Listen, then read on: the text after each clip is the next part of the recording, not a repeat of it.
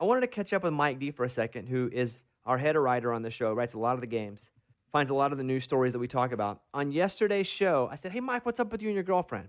Because she chose not to come up here and quarantine with you because she was nervous. Why was she nervous again? About traveling, about being, if she was sick or anything, giving it to somebody else. So she was just going to stay home. And you haven't seen her in how long? About a month and a half. How old is she? She's 26. You're? 28. And so you guys just FaceTime every day? Yeah, every day we FaceTime for dinner. And I'm like, okay, Mike, if she wants to come up here now and quarantine with you, she can't because she's not sick, right? No. And would you admit it got a little awkward on yesterday's show? Oh, yeah, I got a little bit. Why do you think the awkwardness happened? Just because it was that of like, it'd be make or break if she didn't come at this point. Yeah. So that got a little awkward. So after the show yesterday, what did you do? I went and I talked to her. We got on FaceTime and just talked about it. I was like, if you wanted to come now and I were to go pick you up, would you come? So he offered to drive from Nashville after the show on Friday, 12 hours to Austin to pick her up. Are you going to spend the night or just drive right back? Spend the night and drive right back. Spend the night and then drive 12 hours back the next day. Now, before we know any more of the story, Amy, what do you think happened? I think that she accepted the offer and she's going to come. Ooh. Okay. Lunchbox? Oh, by Mike's tone, he does not sound very, happy or confident, so I feel like he got rejected again. And what if he gets rejected, Lunchbox? What do you think that means about the relationship? It means it's not going to last. It's over. There's no future in the relationship.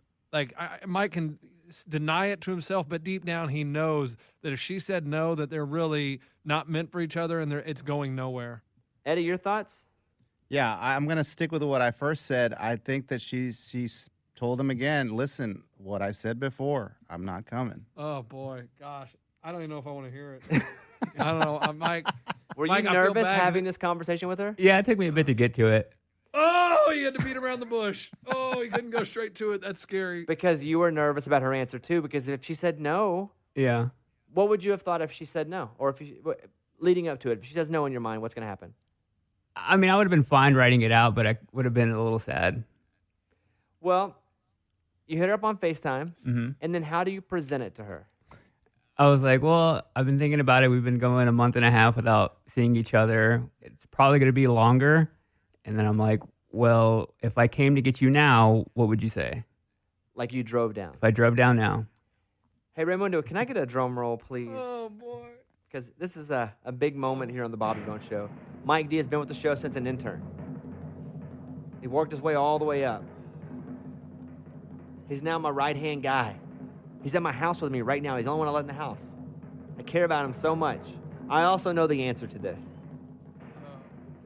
And Mike D, what did she say back? She said, come pick me up. Oh! Wow! Knew it! Mike. So you leave Friday after the show? Friday after the show, I'm going to drive 12 and a half hours there, stay the night, then come right back the next day. And then she's just going to be here indefinitely? Yeah. Nice. Amy, your thoughts on that? Happy to hear that. I had hope that was the answer. I was a little nervous about it, but I'm very excited for you because, yeah, it's no fun that you have to be alone. I'm sure she wants to be with you, and this is proof. And I just am happy for your relationship. There you go, Mike. Hey. Wow. All right. Hey. We'll check back with you after the weekend. Another thing, Mike D brought this to me, was the dark web is selling blood and saliva from coronavirus victims? Yeah. Why? Because they think by selling it to people that it's a cure. They're pitching it off as a cure. Like the antibodies. Yeah. So they're saying it's blood from somebody who's recovered and saliva, that if you take that, you'll be immune to it. So they're selling it on the dark web. Do you know how much? Whoa. It's $1,000 For how much? for like a little vial of blood or like a thing of saliva. And how much did you buy? I only bought none.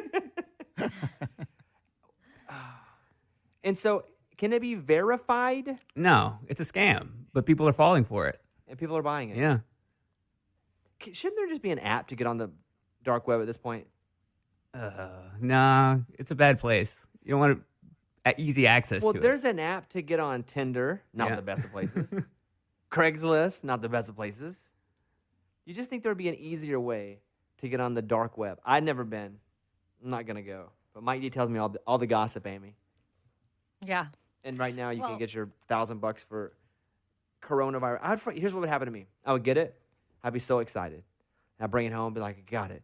And then I'd walk and I would trip, and it would bust everywhere. And then I wouldn't get to use it. That's what would happen to me. And then I'm on the bonehead story of the day.